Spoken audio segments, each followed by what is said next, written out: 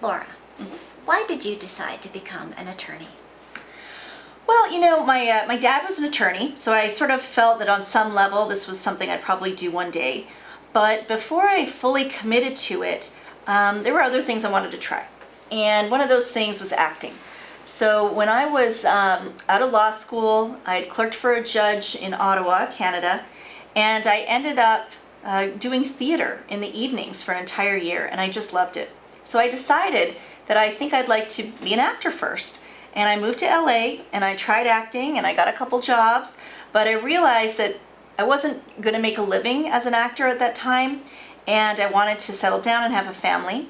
And law had always interested me. I went to law school, obviously, so I had an interest in law, and I clerked for a judge.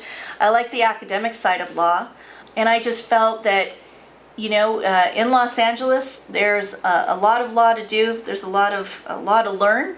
And I've been fortunate enough to work in a practice area, employment law, that has not only provided a nice living, but has also provided me with an opportunity to learn and grow as a lawyer and someone who really just enjoys the law.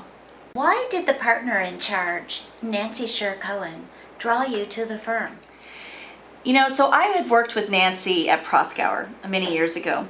And even though we worked in different practice groups, our offices were right next door to each other. So I got to see Nancy work every day, and I just noticed her to be, a woman and a lawyer of quality.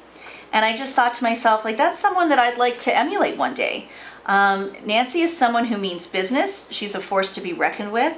And when I got the call that she was looking for an employment lawyer to head up the group here in California, I really jumped at the opportunity because I knew that if I was going to work with Nancy, I was going to be working with a quality lawyer and likely a group of quality lawyers at this firm. What was your first big win? I'd say my first big win in the employment space was in an FLSA collective action. There were 66 plaintiffs in a sort of overtime case, and they were represented by 2 people, so 2 out of 66 people in this group. And in federal court, the plaintiffs are required to tell you what their damages are. So how many wages were they owed as a result of this lawsuit. And only the 2 named plaintiffs disclosed their damages. The other 64 did not. So when it came time for trial, we made a motion in limine to exclude the damages of those 64 people.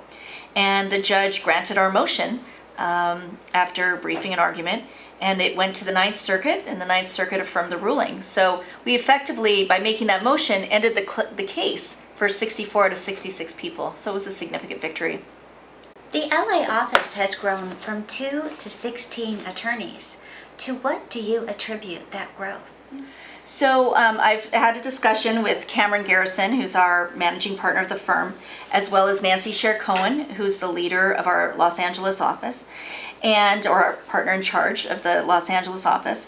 And, they've attributed the growth to 3 things.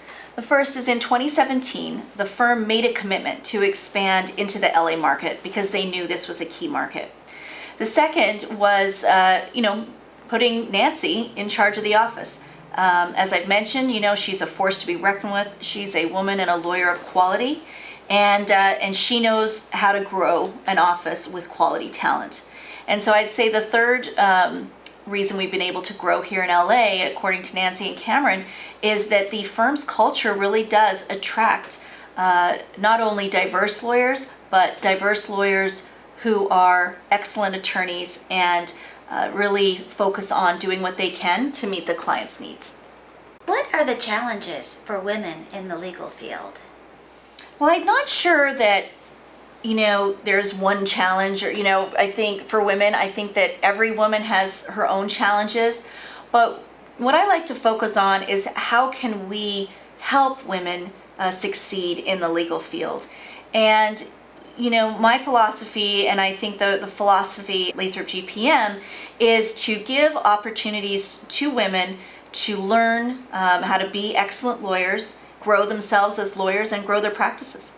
There's been a lot of talk in the industry about putting women on teams because they think that's what clients want.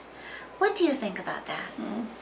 Well, I do think that there are clients out there that are interviewing law firms, and they do want the law firms to talk about, the number of women partners and the number of women leaders at the firm and things like that.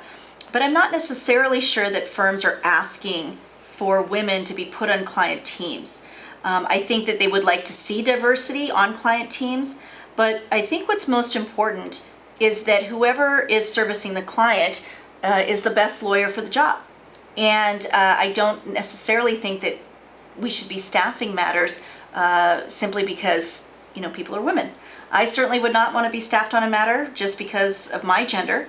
And I feel that I've worked, quite hard over the years to establish my reputation as a good lawyer. So I think that what's important to helping women in the legal industry is to give them opportunities. And you can give them opportunities at the lower levels by giving them research, having them shadow you at hearings and depositions, allowing women to take depositions, those kinds of things, so that they can gain requisite experience and earn their spot on the team. I don't think anyone, man or woman, should be put on a team just because of their gender.